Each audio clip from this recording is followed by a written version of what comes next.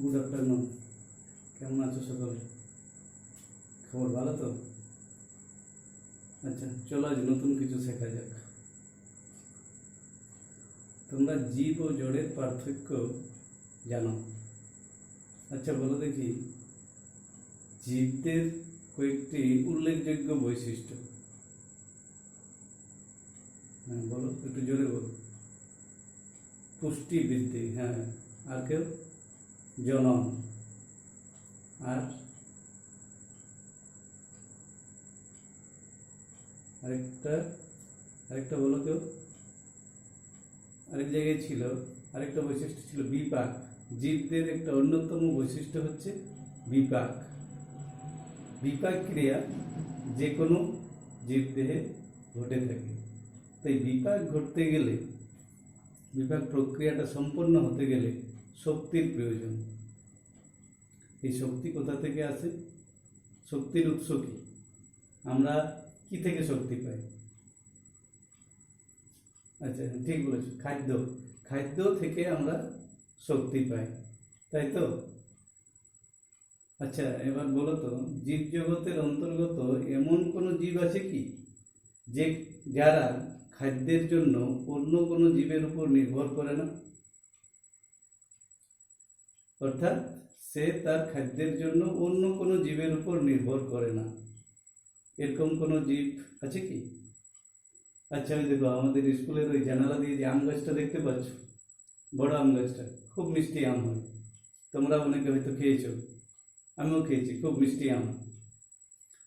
তো তোমরা কেউ কখনো ওই গাছটিকে খাবার দিয়েছ? কেউ দাওনি? তোমাদের মধ্যে কেউ তাহলে আম খেয়েছো, মিষ্টি আম খেয়েছো, কিন্তু কেউ তাকে কখনো খাবার দাওনি, ঠিক? হ্যাঁ তুমি কি বলছো? আচ্ছা গাছটা যখন ছোট ছিল তখন খাবার দেওয়া হয়েছিল। তো যদি ছোট ছিল তখন যদি কেউ খাবার দেয়, তাহলে গাছটা এখন বড় হয়েছে, তাহলে ওর তো আরো বেশি খাবার দরকার, তাই না? আচ্ছা, তাহলে তোমরা কেউ খাবার দাওনি, আমিও দিইনি।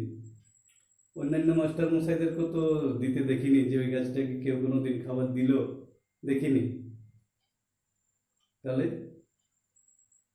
হেড স্যার কি দেন?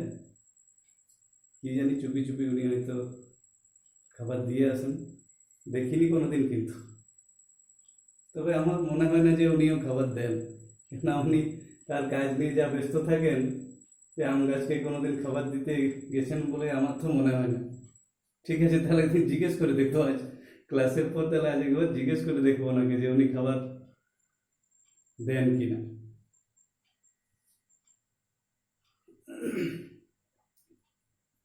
তাহলে হ্যাঁ তুমি কি বলছো? মাটি থেকে পায়, আচ্ছা। তাহলে মাটির তলায় গাছের খাবার রাখা আছে নাকি? মাটি থেকে এলো করছে, চলো খাবার দাও, খাবার পৌঁছে যাচ্ছে ওর কাছে। আচ্ছা আচ্ছা, তাহলে এই গাছেরা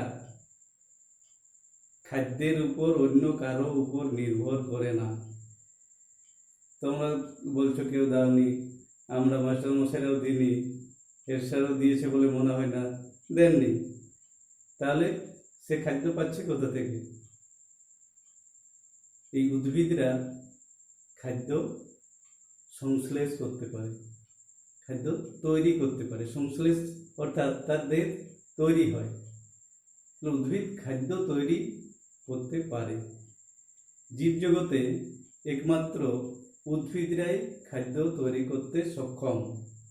তোমরা ছোটবেলায় প্রাইমারি স্কুলে যখন পড়তে, তখন দেখবে পড়েছো যে পাতাকে উদ্ভিদের রান্নাঘর বলা হয়, তাই তো? অর্থাৎ পাতাকে রান্নাঘর বলে, তার মানে রান্নাঘর যেহেতু, তাহলে খাদ্য তৈরি করে, তাহলে উদ্ভিদরা খাদ্য তৈরি করতে পারে। তা আমরা উদ্ভিদের এই খাদ্য তৈরির প্রক্রিয়া, এই প্রক্রিয়াটা নিয়ে আজকে আলোচনা করব। এই প্রক্রিয়াটার নাম সালোক সংশ্লেষ। তাহলে আজকের পাঠ আমাদের সালোক সংশ্লেষ। সালোক সংশ্লেষ।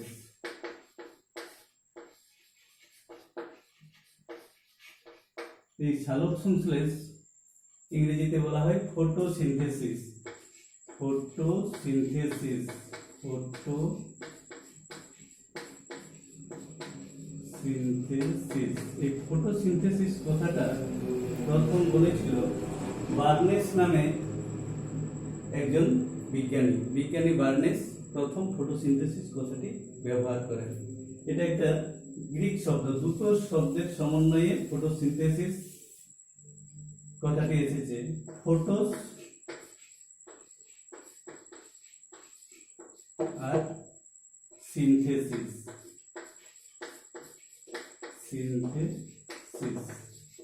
এই ফটোস কথার অর্থ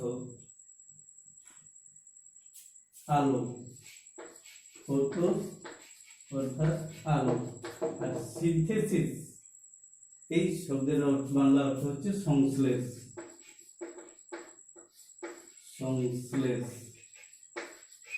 তাহলে কি হলো? আলো তার সঙ্গে সংশ্লেষ, তাহলে কি হবে? আলোক সংশ্লেষ। তাহলে আলোর উপস্থিতিতে কোনো কিছুর সংশ্লেষ তাকেই বলা হয় সালোক সংশ্লেষ। সালোক সংশ্লেষ।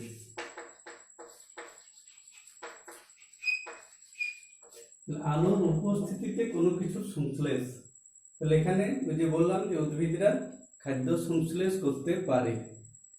আমরা এখানে জানবো যে উদ্ভিদরা কিভাবে খাদ্য সংশ্লেষ করে, বিস্তারিত আলোচনা করব। তাহলে তোমরা ছোটবেলায় পড়েছো, যেটা বললাম যে তোমরা জানো যে পাতাকে বলা হয় উদ্ভিদের রান্নাঘর। এখানে কিন্তু আরো বিস্তারিত তোমাদেরকে জানতে হবে যে শুধু কি পাতায় রান্না হয় না অন্য কোথাও রান্না হয়। তাহলে খাদ্য তৈরি হচ্ছে, তোমরা বলছো পাতাকে বলা হয় উদ্ভিদের রান্নাঘর। সত্যি পাতা রান্নাঘর। তো পাতা ছাড়াও আর একটু জিনিস বলে দিই তোমাদের, যে আরো বিস্তারিত একটু জানতে হবে যে পাতা ছাড়াও আর কোথায় কোথায় সালোক সংশ্লেষ হয়। তো সালোক সংশ্লেষের সালোক সংশ্লেষের স্থান কোথায় ঘটে থাকে।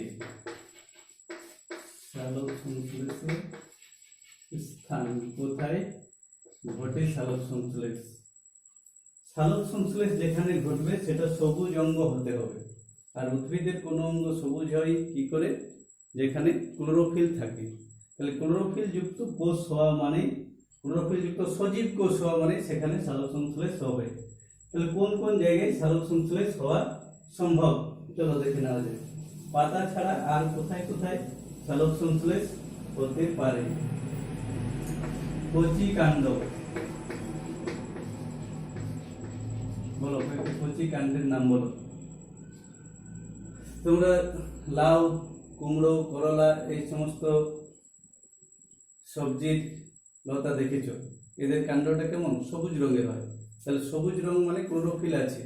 তাহলে ক্লোরোফিল আছে মানে ওখানে সালোক সংশ্লেষ সম্ভব। তাহলে কচি কাণ্ড উদাহরণটা লিখে দিচ্ছি, লাউ, কুমড়ো, আরো অনেক হবে, বাকি তোমরা আরো নামগুলো এখানে যোগ করতে পারো। তাহলে কচি কাণ্ড অর্থাৎ যেখানে সবুজ ক্লোরোফিল আছে সেখানে সালোক সংশ্লেষ হবে। আর কোথায় হতে পারে? বৃতি, ফুলের যে বৃতি থাকে, বৃতিটা কেমন রঙের হয়? সবুজ। তাহলে বৃতি যদি সবুজ হয় সেখানে কিন্তু সালোক সংশ্লেষ ঘটবে। তাহলে বৃতি যদি সবুজ হয় সেখানে সালোক সংশ্লেষ হবে। 3 নাম্বার, উপপত্র। মটর গাছের যে উপপত্র থাকে, এই উপপত্রের, এখানে মটরটা লিখে নিই তাহলে মনে হবে যে মটর গাছের উপপত্র। এই উপপত্র এটা সবুজ রঙের হয়। তাহলে সবুজ রঙের হওয়া মানে সালোক সংশ্লেষ হবে। যদি কারো মূল, অর্কিড জাতীয় কিছু উদ্ভিদ যাদের মূল সবুজ রঙের, অর্কিড যদি কারো মূল সবুজ রঙের হয় তাহলে সেখানে সবুজ রঙের হওয়া মানে ক্লোরোফিল আছে, তাহলে সেখানেও সালোক সংশ্লেষ সম্ভব। তাহলে ক্লোরোফিল যুক্ত অংশ, সেটা তোমার কচি কাণ্ড হতে পারে, বৃতি হতে পারে, উপপত্র হতে পারে, মূল হতে পারে, যেখানে সবুজ থাকবে, অর্থাৎ সবুজ থাকা মানে সেখানে ক্লোরোফিল আছে, সবুজ থাকলে সেখানে সালোকসংশ্লেষ হওয়া সম্ভব। তাহলে পাতা ছাড়াও আমরা আরো আগে তোমরা শুধু জেনেছিলে যে পাতাকেই উদ্ভিদের রান্নাঘর বলা হয়, তো পাতা ছাড়াও আরো অন্যান্য জায়গায় এই সালোকসংশ্লেষ প্রক্রিয়াটা ঘটে থাকে।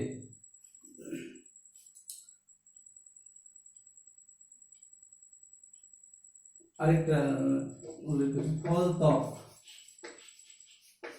কিছু কিছু ফল, যেমন এই যে আমরা আম গাছটার গল্প করছিলাম, আমটা যখন কচি থাকে তখন কেমন রং হয়?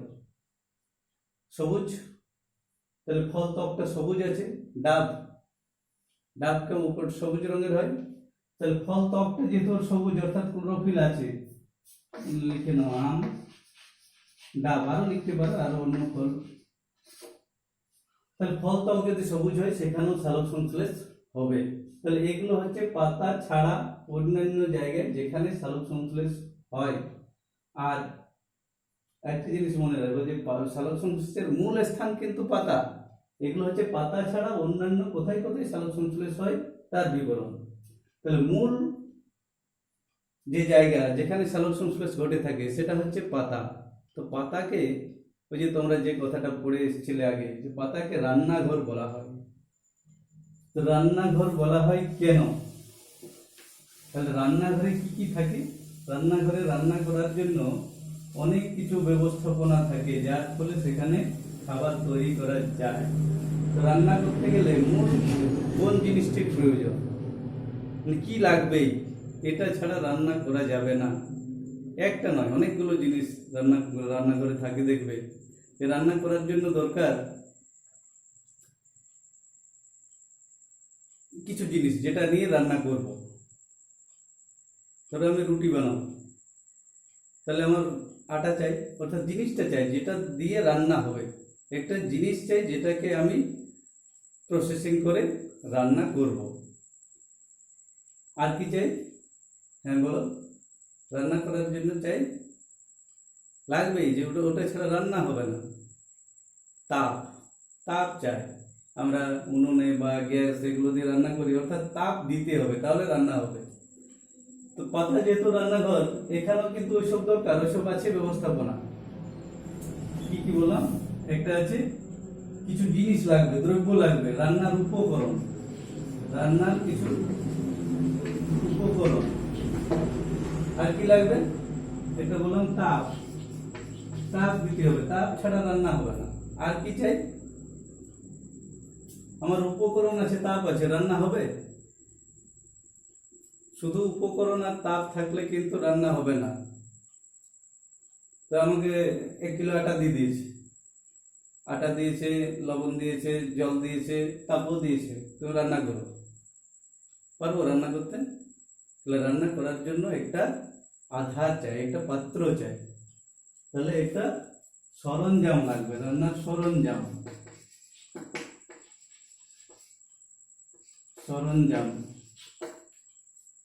আর কি লাগবে? এগুলো পেয়েছি আমি, উপকরণও পেয়েছি, তাপ পেয়েছি, কিছু সরঞ্জামও আমার আছে, রান্না হবে? ওই যে বললাম যে আটা দিয়েছে, ধরো আটা দিয়েছে, উপকরণ আটা দিয়েছে, তাপ দিয়েছে, সরঞ্জাম, রান্না করার কিছু বাসনপত্র দিয়েছে, রান্না করতে পারবো? রুটি বানাবো আমি, হবে রান্না এটা দিয়ে? চাকি বেলনাও দিয়েছে, সরঞ্জাম যেহেতু বলেছে, চাকি বেলনাও আছে, হবে রান্না? মানে রুটি বানাতে পারবো? পারবো না। তার কারণ আরেকটা জিনিস দেয়নি। কি দেয়নি বলো তো? জল লাগবে, রান্না করতে গেলে জলও দরকার। তাহলে এই জিনিসগুলো যদি থাকে কোথাও, এগুলো সাধারণত আমাদের রান্নাঘরে থাকে, তো উদ্ভিদের পাতায়ও এই জিনিসগুলো থাকা দরকার, তাহলে উদ্ভিদ খাদ্য তৈরি করতে পারবে। তাহলে চলো দেখে না যাক যে উদ্ভিদের এগুলো আছে কিনা, পাতাতে এগুলো আছে কিনা। এগুলো কিন্তু আছে। আগে কোনটা বলি? তাপ। উদ্ভিদ তাপ কোথা থেকে পায়? আমরা গাছকে রান্না করার জন্য তাপ দিয়ে আসি, দিনই তো।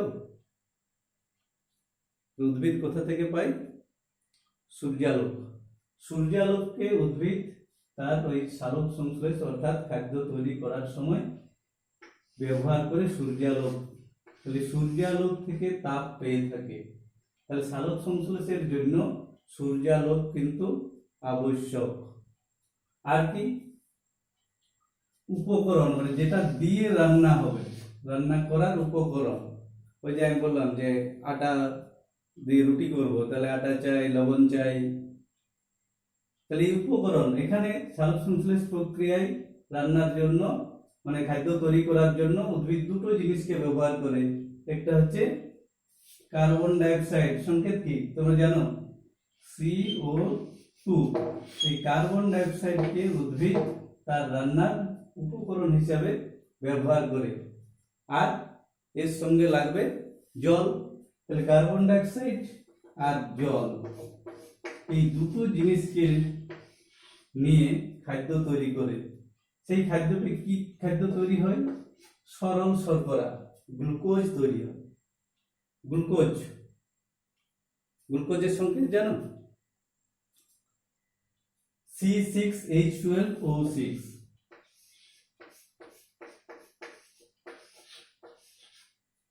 C6H12O6। আর এই কার্বন ডাইঅক্সাইড আর জল, এখানে কি লেগেছিল? আরেকটা তাপ, অর্থাৎ সূর্যালোক। আরেকটা জিনিস যেটা বলেছিলাম, এই যে সরঞ্জাম, সরঞ্জামটা কি আছে? পাতার মেসোফিল কলা। এই মেসোফিল কলার মধ্যে সালোক সংশ্লেষ প্রক্রিয়াটা ঘটে থাকে। কেন ঘটে থাকে? এখানে ক্লোরোফিল আছে। তাহলে তাপ আর ক্লোরোফিল, এখানে উপরে থাকবে সূর্যালোক, তাপ দিচ্ছে, আর আছে ক্লোরোফিল। ক্লোরোফিল এই প্রক্রিয়াটার সময় এই গ্লুকোজ ছাড়াও তৈরি হয় জল আর অক্সিজেন। সালোক সংশ্লেষ প্রক্রিয়ায় মূল উৎপাদিত পদার্থটি হচ্ছে C6H12O6।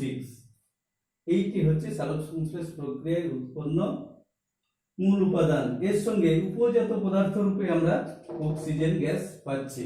তাহলে সালোক সংশ্লেষ প্রক্রিয়ায় ব্যবহৃত হয় কোন দুটো জিনিস? কার্বন ডাইঅক্সাইড আর জল। কার্বন ডাইঅক্সাইড আর জল, এই দুটো উপাদানকে ব্যবহার করে উদ্ভিদ কি সংশ্লেষ করে? সরল শর্করা, C6H12O6। সংকেতটা খুব ভালো করে মনে রাখো, বারবার লিখবে C6H12O6। তাহলে এই সরল শর্করা তৈরি হলো, আর উপজাত রূপে আমরা অক্সিজেন পেয়েছি। এই অক্সিজেনই হচ্ছে বায়ুতে থাকা যে অক্সিজেন আমরা শ্বাস প্রশ্বাসের কাজে ব্যবহার করছি। এই অক্সিজেনকে আমরা যে অক্সিজেনকে ব্যবহার করছি, সেটা এই সবুজ উদ্ভিদেরাই সালোক সংশ্লেষ প্রক্রিয়ায় তৈরি করে বায়ুমণ্ডলে ছাড়ছে। সেই অক্সিজেন গ্যাসকে আমরা ব্যবহার করছি। তাহলে সালোক সংশ্লেষ প্রক্রিয়ায় এই যে উপাদানগুলো লাগছে, মূল যে উপাদানগুলো কার্বন ডাইঅক্সাইড, জল, সূর্যালোক, এই উপাদানগুলো উদ্ভিদ কোথা থেকে পায়, এগুলো একটু আলোচনা করা যায়। উদ্ভিদ তার উপাদানগুলোকে কোথা থেকে পাচ্ছে, কোথা থেকে সংগ্রহ করছে? Carbon dioxide. কোথায় পাবে কার্বন ডাইঅক্সাইড? কোথায় আছে? বায়ুতে অ্যাভেলেবেল। বায়ুর মধ্যে কার্বন ডাইঅক্সাইডের পরিমাণ কত?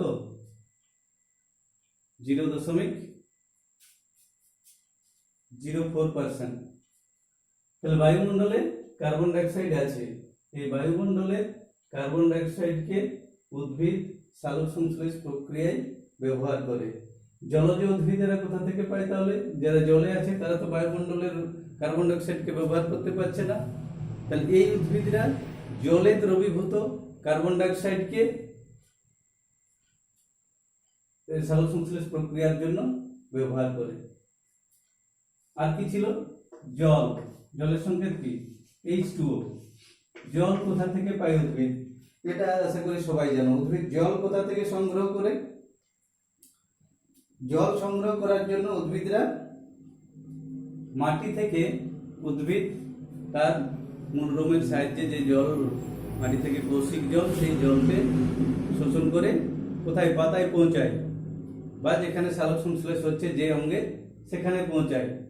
কোন কলার মাধ্যমে? জাইলেম না ফ্লোয়েম? জাইলেম কলার মাধ্যমে এই জল মূল থেকে সালোক সংশ্লেষ যেখানে হচ্ছে সেই জায়গায় পৌঁছাচ্ছে। তাহলে যারা স্থলজ উদ্ভিদ তারা মাটি থেকে জল শোষণ করছে, আর যারা জলজ উদ্ভিদ আছে তারা তো জলের মধ্যেই আছে, তারা তো জলের মধ্যেই আছে, সেখান থেকে জল সংগ্রহ করতে পারে। আবার কিছু উদ্ভিদ আছে, এই অর্কিড জাতীয় উদ্ভিদ, এরা বায়ুর মধ্যে যে জলীয় বাষ্প আছে সেখান থেকে জল সংগ্রহ করে নেয়। তাহলে উদ্ভিদ এই দুটো পেয়ে গেল। আরেকটি কি ছিল? সালোক সংশ্লেষ প্রক্রিয়ার একটা গুরুত্বপূর্ণ উপাদান তাপ। সেই তাপটা আলো হিসেবে আসে। আলো কোথা থেকে পায়? সূর্যালোক। সূর্যালোক থেকে উদ্ভিদ তার সালোক সংশ্লেষ প্রক্রিয়ায় ব্যবহার করার জন্য তাপ পেয়ে থাকে। তো এই সূর্যের যে আলো, এই আলোর মধ্যে একটা তোমরা মনে রাখবে যে ফোটন বলে একটা কণা থাকে। সূর্যালোকের মধ্যে ফোটন কণা থাকে। সেই ফোটন কণা এসে যখন ওই পাতার উপর পড়ে, তখন পাতার ক্লোরোফিল দ্বারা ওই ফোটন কণা শোষিত হয়ে যায়। আর ফোটন কণা শোষিত হলেই, অর্থাৎ ওর উপর তাপ পড়ছে, তাহলে কি হবে? ক্লোরোফিল উত্তেজিত হয়ে যায়। তাহলে যখন ও উত্তেজিত হয়ে যায় তখন সে কিছু কাজ করার জন্য রেডি হয়। পরবর্তী সময় সালোক সংশ্লেষ প্রক্রিয়াটা যখন আমরা পড়ব তখন জানবো যে কিভাবে ক্লোরোফিল বাকি কাজটা করে থাকে, বা কিভাবে উদ্ভিদ খাদ্য সংশ্লেষ করে। তাহলে আমরা জানলাম যে কার্বন ডাই অক্সাইড উদ্ভিদ কোথা থেকে সংগ্রহ করে, জল কোথা থেকে সংগ্রহ করে, আলো কোথা থেকে সংগ্রহ করে। তাহলে এই উপাদানগুলো যদি উদ্ভিদ পেয়ে থাকে, আর তার সঙ্গে সঙ্গে যদি ওর ক্লোরোফিল থাকে, ক্লোরোফিল যুক্ত উদ্ভিদ, অর্থাৎ ক্লোরোফিল তো থাকবেই, তাহলে সালোক সংশ্লেষে খাদ্য তৈরি হবে। তাহলে সালোক সংশ্লেষের ওই কি কি উপাদান ব্যবহৃত হচ্ছে আর কি কি তৈরি হচ্ছে সেটা একটু আগে লিখেছিলাম। যে কি কি উপাদান ব্যবহৃত হচ্ছে? কার্বন ডাই অক্সাইড ব্যবহৃত হচ্ছে আর জল ব্যবহৃত হচ্ছে। আর এই প্রক্রিয়ায় সাহায্য করছে কি? সূর্যালোক আর ক্লোরোফিল। এর সাহায্যে উদ্ভিদের খাদ্য সংশ্লেষ হয়। তাহলে উদ্ভিদের এই খাদ্য সংশ্লেষ হওয়ার প্রক্রিয়াটার নাম কি? সালোক সংশ্লেষ, তাই তো? ঠিক আছে, আজকে এতটাই থাক। পরের ক্লাসে আমরা সালোক সংশ্লেষকে বিস্তারিত আলোচনা করব। ঠিক আছে।